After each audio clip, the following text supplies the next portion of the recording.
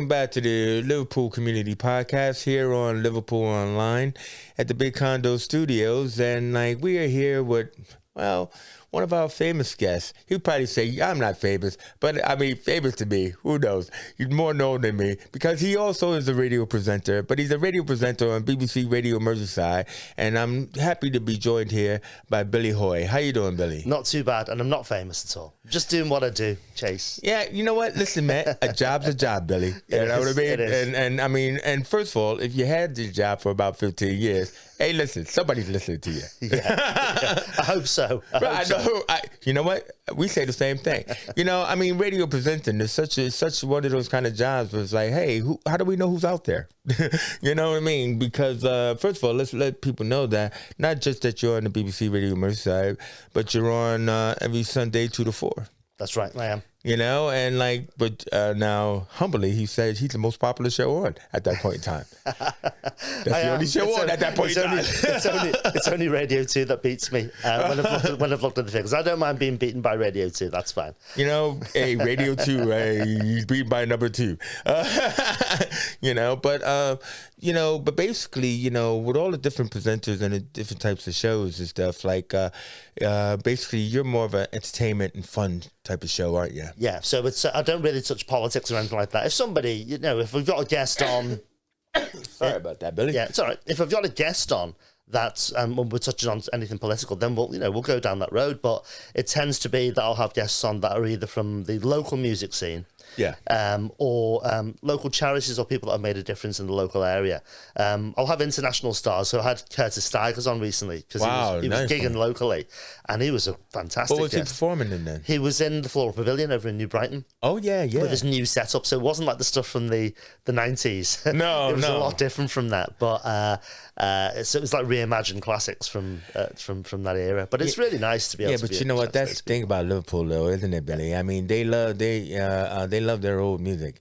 You know what I mean? And especially Motown, or, you know, when you get like people like, you know, all right, I'll just say Grandma's Flash. I love that concert. But you know, when you get people coming, you know, people are out there. You know, it's like when they were out there for Diana Ross, isn't it? That's right. You know what I mean? That's so, right. The Floral Pavilion must have been nice. Well, you were there at the event. I couldn't make it because I had another performance on myself. I had a performance myself that particular night with my choir, and but when I can, I try and get out there. But I always say, even with my local musician friends here, I might have known them for 20 years, but we never see each other play because we're always working at the same time. It's very, very difficult. No, exactly. I mean, but you know, Liverpool's such a musical city, isn't it? Yeah. Do you know what I mean? And like, you know, I mean, when we'll get into your origin story, but I mean, but you've been on the radio here since '87 and stuff like that. You must have seen a lot of people come and go.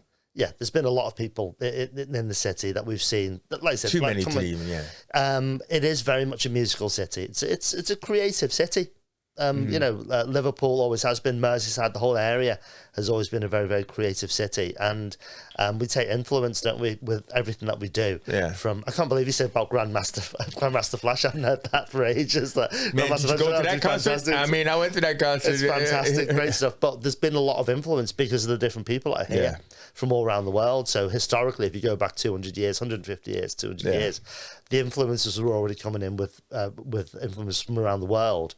But if you look closer, and whenever you mention Liverpool or Merseyside, people always say either the football teams or the Beatles. They'll mention the Beatles and the influence. I know, and you know, we may get here living here. Oh, we're tired of hearing this, but it makes our area famous. And the influences that the Beatles had were those R&B influences from across the water from the States, because there was sort of like two ports of call, really, literally.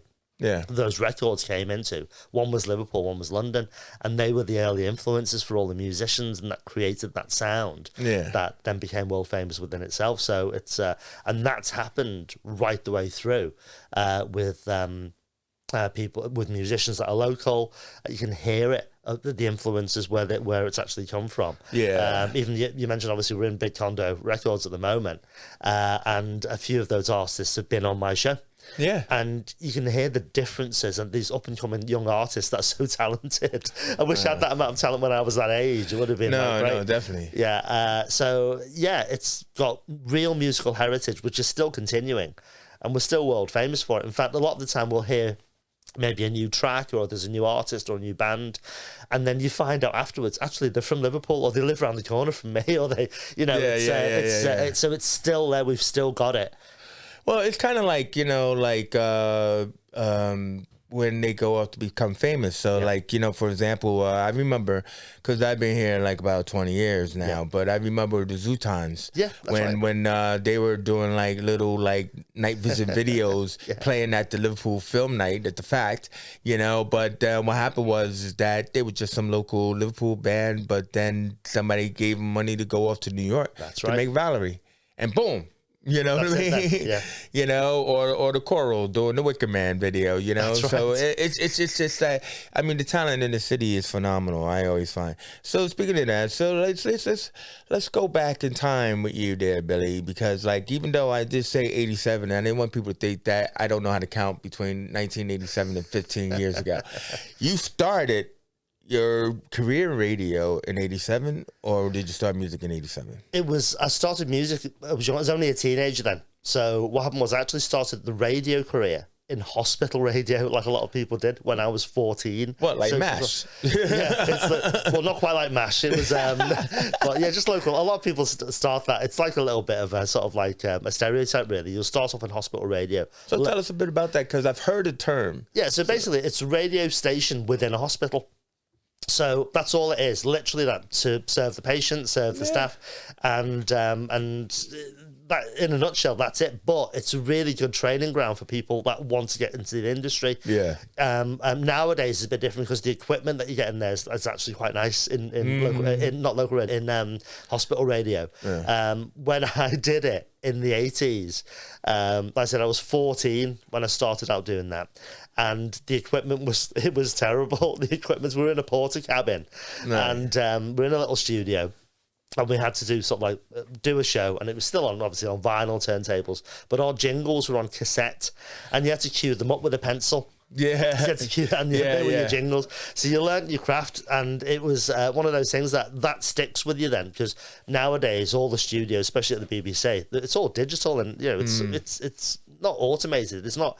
You still have to have the skills to do what you do. It's just a different way of doing it. But if something goes wrong, it's easier to get out of it if something goes wrong technically, because you've got the skills from back in the day when you had to, like I said, with cassettes and tape. Well, you know, Billy, I'm from the 80s, so I do remember those EIA racks and the cartridges that you had to chuck in, and they had the PSA on it. You know, we didn't even have the luxury of having cart machines. No, not on hospital radio. When I went to the BBC, we had cart machines, but we were still editing with razor blades and a Chinograph pencil. We were still. It wasn't anything like nowadays. It's like, you know, it's all digital now. It's like edited it with razor blades. Oh my God, that's when we called the splicing. That's right. That's right. Yeah. Oh man, you know, I mean, like, so. All right, so when you were doing that though, you said that you were at the BBC for like 15 years. So how would you get started in the BBC? Yeah, I mean, that's the latest run that I've had at the BBC, because obviously if people can do the maths, you know, 1987 was a lot longer. It was 30 odd years ago. Yeah. So it was, what happened was I was doing hospital radio, and a friend of mine who was working with at the hospital radio happened to get, it was a driving job, basically pushing the buttons for a particular show. It was a Chinese community show. All right. Which is still running now, which I still work on now. Oh, really? Called Orient Express, which is on the BBC. I like that. Right. It's not too racist. Yeah. It's just there. So it's called Orient Express, and it still exists now. So it's on Monday night at 9 o'clock. It's part of, it's Goonan's. It's the back end of Goonan's show on a Monday on the BBC. So like, what kind of stuff do they cover? Do they do interviews? Or? Yeah, so we'll do, it's Chinese pop. So it's like K-pop.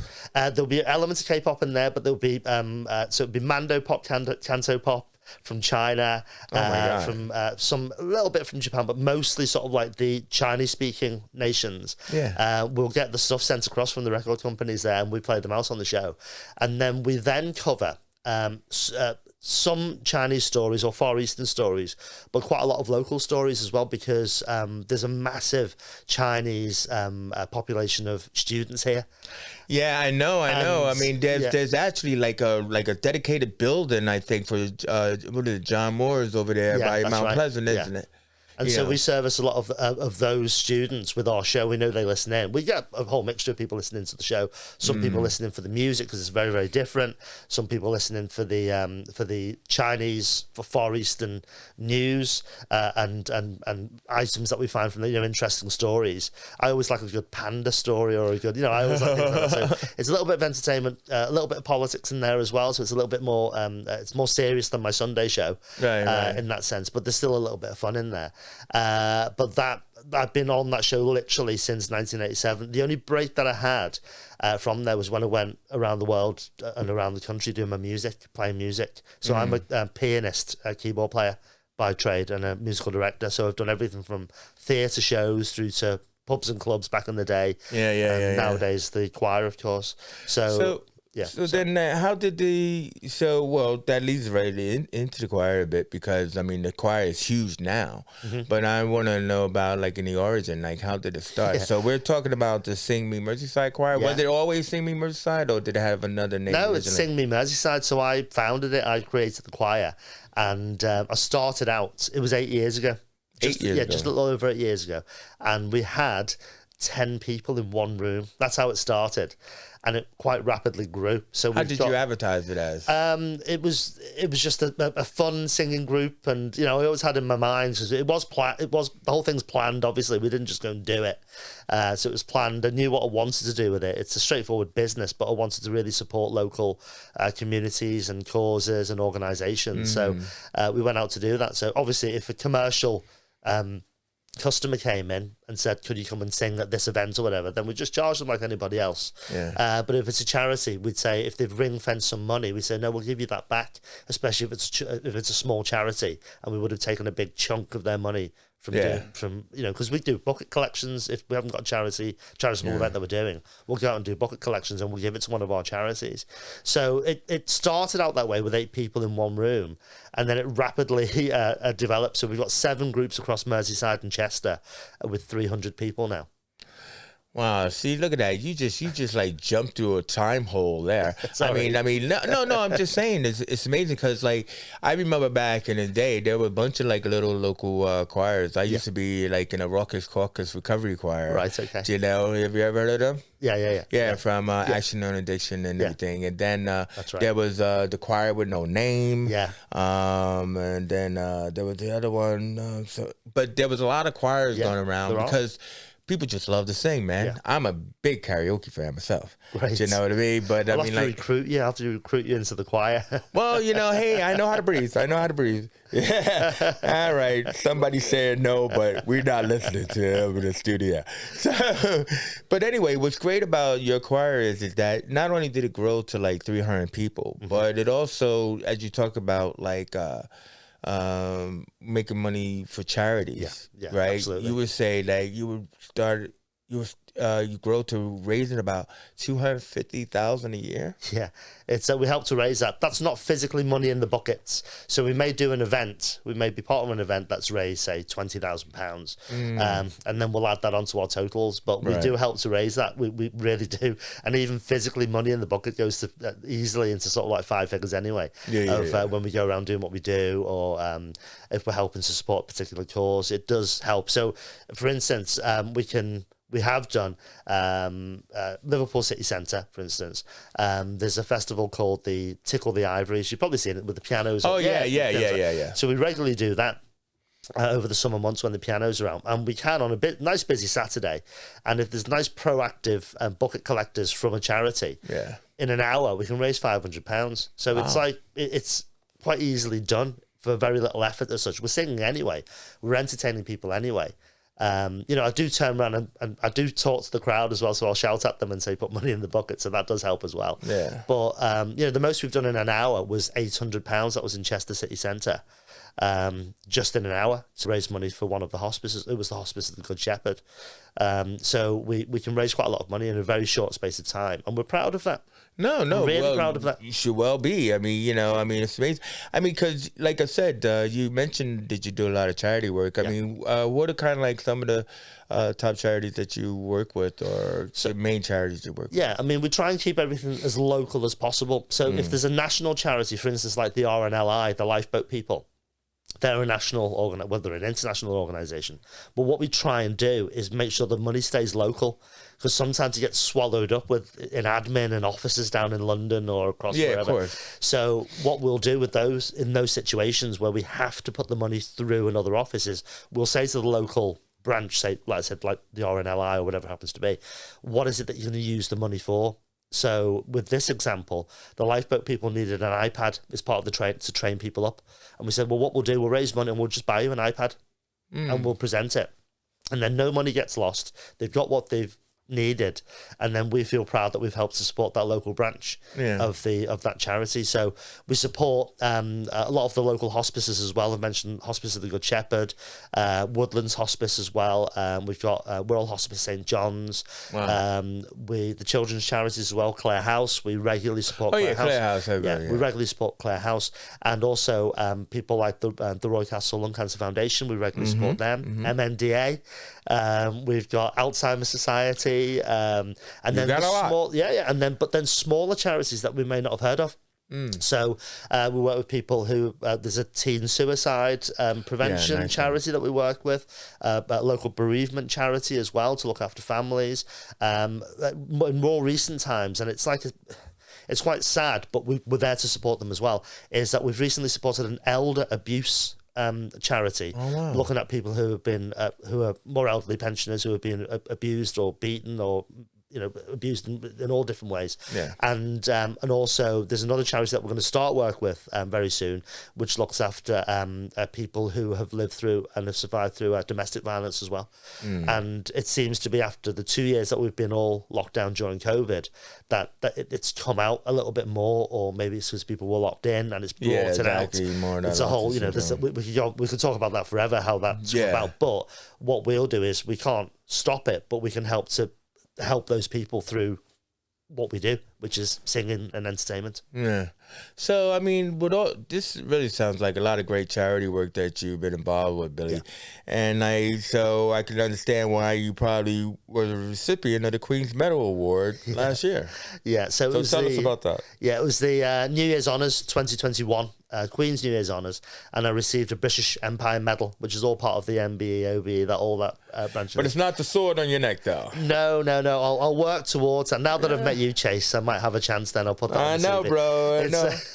So it was a British Empire Medal for the stuff that I've done with the choir. So it was not just me. This is the thing, is it? My name's on the medal. My name, but we've got the choir manager, who's Wendy Williamson. It's a team. It's me and Wendy have done all of this along with the 300 choir members. So it's for everybody, really. It's just that they can only put one name. I always joke, they only put one name. Only one person gets inside the gate. That's sorry, only one of you. But when I received the notice for it, I got a letter. It was a letter from number 10. That's what you get. And I thought, this has got to be a scam. Is there going to be an African prince? How hard is that car stock? I thought the paper's really nice, so I thought I did a little bit of research, and I thought, no, this is actually real. Real people do get those, Yeah, you get I thought, what do they want now, So we got that, but because we were all in lockdown at that point, weren't we? We were in lockdown. That it was all spread out how it happens, because normally you go and receive your medal, you meet the Queen, or you meet one of the other members of the royal family. So what happened was I received the medal first locally, and that was from the Lord Lieutenant Merseyside. A few of the mayors were there as well from the local area, and that was in the town hall. So that was really nice, Liverpool town hall. So I received the medal. Then about a few months after that, I then met the Queen in Manchester. So I went across to Manchester. It was part of the Manchester Cathedral. It was is it 600th? I'm going to get it wrong now. But it's anniversary, and the Queen had actually come up to go and visit Coronation Street. But she finished. But she finished there early, knowing I was in the cathedral. You say. So, I remember when Prince Charles went to go visit the Rovers. That's and everything. They put it on the show. They didn't put her on the show. Oh, right, okay. Well, don't you remember that this year? Actually, we went in the Rovers to have a pint. But anyway, God. But then she came up to the cathedral to look at the cathedral, obviously, as part of that. And that's when I got to meet her. And it was literally one-to-one, so I had a good couple of minutes. Yeah, it wasn't just... Wait, hold on for a second. Yeah. You talk fast. I do. Meeting the Queen, right? I know I'm not British and all, but how did it make you feel to have a one-to-one with the Queen of England? It was... really proud. It was very surreal. It got to be. Because she's literally known in every corner of the world, and you're there stood in front of somebody that's got this amount of history. She's she's had that many years on the throne. Got platinum Jubilee that was going to be happening. It was amazing. Made me feel really proud, and also it helps us as a choir and me as an individual, obviously, acknowledge what we'd achieved. Because I thought, well, I'm stood here talking to the Queen. It was a couple of minutes conversation. It was literally stood there having a conversation. What did you say? We're not allowed to say, are we? We're not allowed. You're not allowed to say what you said. Come on, Billy. We're not allowed. You said, "How are the biscuits?" We spoke in general. We spoke about obviously the charity work that I'd done. Of course, and, you did. Yeah. A little bit about the choir, a little bit about the BBC. But what's your favorite TV show? I can't, even if she told me, I couldn't tell you, could I? What? I don't believe it. All right. So, but then you ended up at the Jubilee this year. You said was the garden party or It was just before the Jubilee. There's been during COVID and lockdown, there were no garden parties for obvious reasons. Yeah. So they were making up for that fact. So there were 3 this year in 2022. Well, but she couldn't make all the events. So was it an event that she was at, or she wasn't there? She wasn't there at that one. So it was Edward, Sophie, and Kate. No, that were there, for that one. I met Kate. She's lovely, isn't she? She's very lovely. Yeah. She's lovely. So it was them, and there was loads of people there. It was like a lovely sunny day. Yeah. It was just a wonderful experience to be in the palace. It's not often you get to go beyond those gates. So I know. It's a weird feeling because when you're in the pen, like because I've been to the garden party before and everything. When you're in the pen, it's weird, but like just to be able to be in the presence, of royalty. Sometimes, I mean, I don't know. It's like being in the presence of celebrity. When somebody's in the presence of Rosie Rothschild or something. I don't know. How would he said that? Because he did. So anyway, Billy, you also beyond the choir and stuff, you also, had a musical career. Like you said, you had like an album out and stuff like that and everything. What was that name of that album? So the album was called Happy Days, spelled D-A-Z-E. Happy Days Are Here Again? Or Happy Days. And it was several tracks. There's actually 10 original songs, plus we did some little remixes as well of sort of like a couple of the songs. All very eclectic, all very different tracks. It was based on... what's your style though, Billy? I mean, as a choir guy, you got to go through various different harmony ranges. So R&B. Well, I've done quite a lot of R&B. I've done some R&B producing actually. So it's a little bit of everything from over the years. So I've done everything from rock through to R&B, through to soul, through to classical, I was trained classically on the piano. But I went into pop quite quickly as soon as it sort of like when I was 17, 18, we started doing bands and stuff. So I went into pop quite quickly. The album that was out, I did that with Steve McFarlane, another local, very well-known local person. McFarlane, we all know Steve McFarlane. Yeah, so it was with him, but it was based on the poetry of Peter Granty, who is again very famous for local writing here. So it was his poems. He approached us and said, "I've got these poems. Can you do anything with them?" And we said, yeah, we'll have a look at these. And each poem's about a different subject, and it had a different feel. So what we did with the songs was we matched it up with what it felt like, what the poem felt like it should be. So there's one that's very much sort of like musical theatre style. There's another one that's sort of like a rhythm and blues. There's another one that is like an oriental style one, which is a little bit from my background.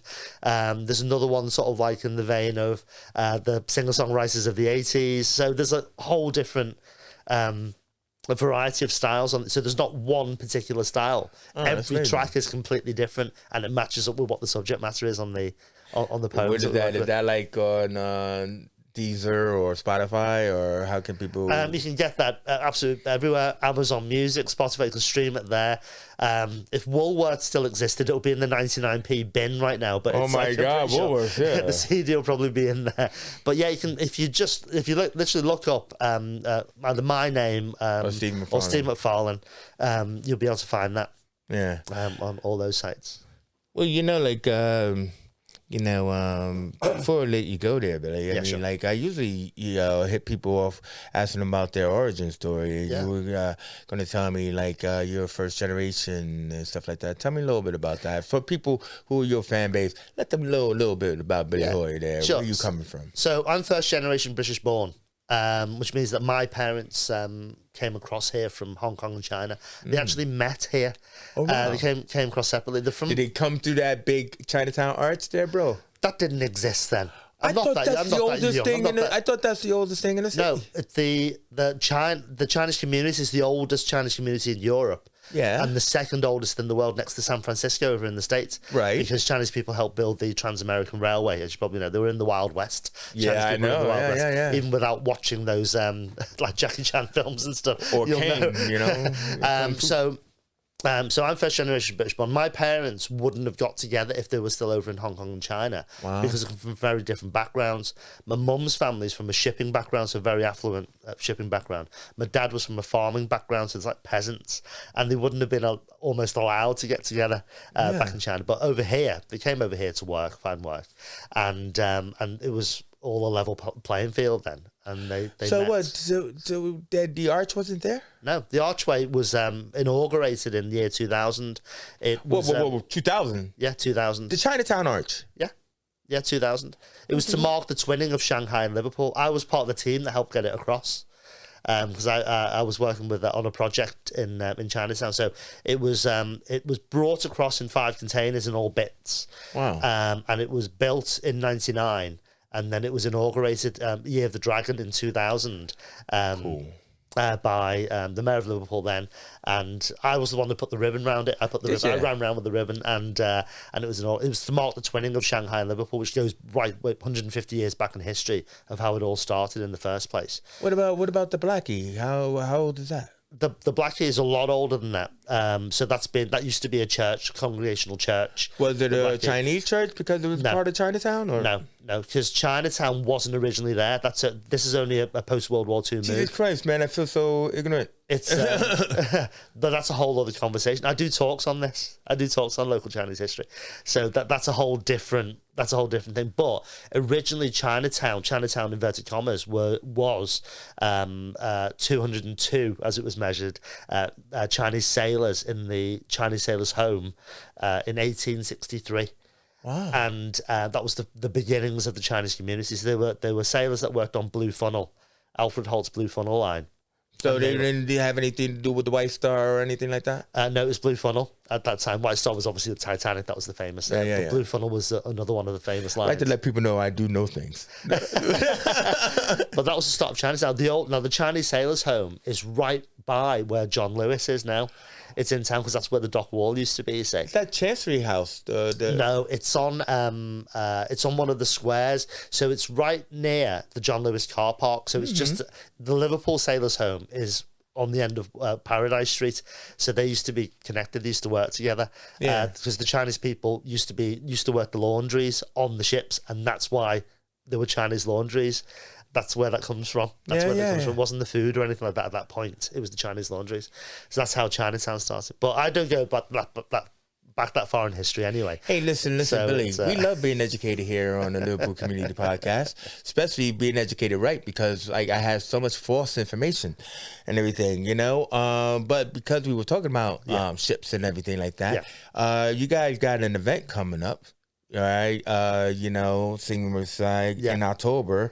You're going on the P&O Ventura? Yeah, we're on the Ventura this time. So they invited me. I let you know that right about now. You're allowed to come along. Well, why you say it like that, Billy? Because when we go off the air, I'm going to be like, when do I come? And then you're going to be like, it costs you such and such and such. We don't do any Grandmaster Flash stuff, It's like I have to say. Dug it, man. What's your education there, Billy? I think you need somebody in your choir that can breathe right and, do a little Anyway, that's kind of stuff. But yeah, so the P&O, you're going to be doing that. Yeah, so we're on P&O Ventura. We're going from Southampton, through the Channel Islands down to Spain and Portugal. And we have a show on board, so we're a booked act on board P&O. Now, not all 300 of you are on board. No, we normally, with the most we've had on a cruise ship is 150 up on stage at one time, because they're huge theatres, aren't they? They put you all down in steerage? the 1,000-seater theatres, so it's like the big theatres in there. So we'll do that. We'll sing ashore as well. We get licenses to sing ashore. So we just before COVID, we were in Amsterdam and we sang in Dam Square. So that was really nice to be able to do that in front of like a European audience at that particular point. Have you ever been to America? I've been to. I've got relatives that live over there on both. No, I mean like the choir and stuff. You ever Oh no, not yet. Oh, so you've been to America. I will, yeah. Choir's jealous of you now. Yeah. But they're like, hey, Billy, when are we going? Yeah. I'll consider that. We've had, there's a couple of opportunities I think that we've got there. A couple of opportunities, somebody told me about Disney. They do a thing with choirs with Disney. Well, yeah. Where they invite choirs across. But it'll be interesting actually just to not do that, but do our own thing. And maybe talk to a few of my relatives over in California or in, I've got New York Nobody State. In New York City, Billy? Yeah, New York State as well. Sort of like New York, New York State. There's a difference, Billy. Yeah, I've got New York State, but obviously I've got one person that I know that lives in New York City. Oh, one. So potentially we can. You know me though, Billy. I know you as well. I'm just saying. This has been a really great conversation. Learning something new and different, and also getting a bit of education there in Liverpool history as it comes to the Chinese community, Billy. Got amazing charities that you're doing work with. SingMeresyside. How can people? Are you guys? Are you open to taking more people to expand or? Yeah, sure. I mean, some of the classes are quite full, they're quite big classes, some of them. But yeah, we're always open for people to come along, and if you fancy come to have a sing with us and support some charities and have some fun as well. So it's all pop that we do. So it's not the most traditional or classical that we'll get is at Christmas when we do the traditional stuff. At Christmas, of course, everybody got Christmas songs. What's your pop song, Billy? Before we go, come on. Well, we've got loads of pop. We do everything from Queen back to Motown. Through to Ed Sheeran. Dude, you're just naming names. I want to know the song. We do so many of them. What Queen song? What Motown song? Oh, my word. We do everything from Bohemian Rhapsody through to like... There you go. And then Ed Sheeran. Yeah, we do all of that. We love that, and the audiences love it as well. We have a lot of fun with it. Yeah. We do flash mobs quite a lot as well. Oh, we're doing a flash mob. We do flash mobs. There'll be one in Liverpool where, and it's terrible, I play a Chinese tourist. So that's difficult, Billy. I can't believe it. It's not no verisimilitude. It's like typecasting, isn't it? But I go around with a selfie stick and a suitcase and everything. So we got that, and then one of the choir sections is going to be a hen night, and it's really quite funny. The setup is really funny because they come and grab me and say, "Come and play a tune on the piano," and I'm going like this, pretend not to be able to, without speaking. Yeah, and I pretend not to be able to play, and then I launch into it, and we end up with about 200 people all singing all around the place, and it's a lot of fun. It's a lot of fun doing that. Oh, all right. So you're not going to let us know when your next flash mob is because we're not supposed to know it's a flash mob. So either way, look out for us in August. Well, put it this way. In August in Liverpool. It's in August. You have to look out for that. If you're on the website, you'll be able to see anyway. So so what's the website then? If you just look up our hashtag, which is SingMeresyside. Well, but it got any dots in it? Yeah. Well, if you want to go onto our website, it's all the W's. .singmemersey.co.uk. Mersey.co.uk. Yeah, singmemersey.co.uk. Oh, okay, yeah. And you'll be able to find us there. But honestly, if you just, even if you just Google Sing Me Merseyside or you Google me, my surname is spelled Hui. A lot of people pronounce it incorrectly, but it's pronounced Hui. Yeah. If you Google me or Google the choir, you'll be able to find out where we're at and what we're doing. Well, I definitely gotta check that out, man. I love flash mobs and stuff like that when people just walking around and it's freeze frame. They start doing their thing and stuff like that. Hey, nobody said I had to dance, man. Just sing.